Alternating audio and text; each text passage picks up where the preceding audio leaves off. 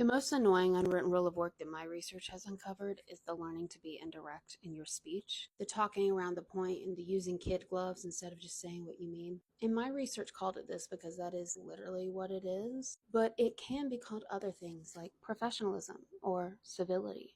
And I've talked on here several times about how professionalism is a loaded term, but so is civility. As an IO psychologist, I was trained to think of civility as the definition, which is treating others with respect and courtesy. Arguably one of the most famous researchers on this is from my graduate program. I haven't read her book, Mastering Civility, but I have met her and heard her speak a couple times. And I didn't know until I was making this video that she came out with a book called Mastering Community, which I am even more interested in reading. And I want to be clear that these skills do matter. I'm very anti-workplace bullying, as you can see from my bullying playlist. And this Tuesday, Raquel and I are going live to talk about the soft skills crisis. But what is often left out of these conversations, and civility, the term civility has been used to weaponize any perceptions of conflict at work, particularly from Black and brown people. It's been weaponized to say you're not being civil when someone tells you that you're being harmful. And it is not respectful or courteous to anybody to dismiss their experience or to say that harms happening to them don't matter.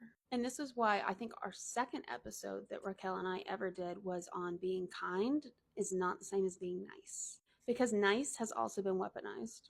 To say, how could I be racist, sexist, classist, whatever? I'm so nice. Honey, just because you say it in a sugar sweet tone doesn't mean it's kind. You can very nicely say, oh, I don't believe that happened to you. Or, oh, I'm sure they didn't mean that.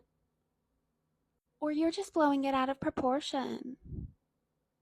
I've talked on here several times before about the white supremacy culture framework, and this idea of niceness or civility is often used as what this framework refers to as the right to comfort and the fear of conflict. And as I've said before, it's not only white folks who do this, and it doesn't only hurt people who aren't white, but it is a tool used to dismiss and silence Black and brown folks in particular, which is why it's in this framework. But tell me if any of this sounds familiar.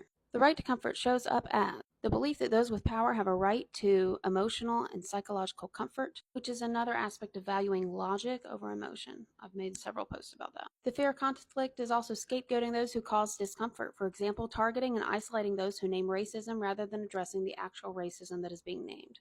Demanding, requiring, expecting apologies or other forms of I didn't mean it when faced with accusations of colluding with racism. Feeling entitled to name what is and isn't racism from someone who's never experienced it.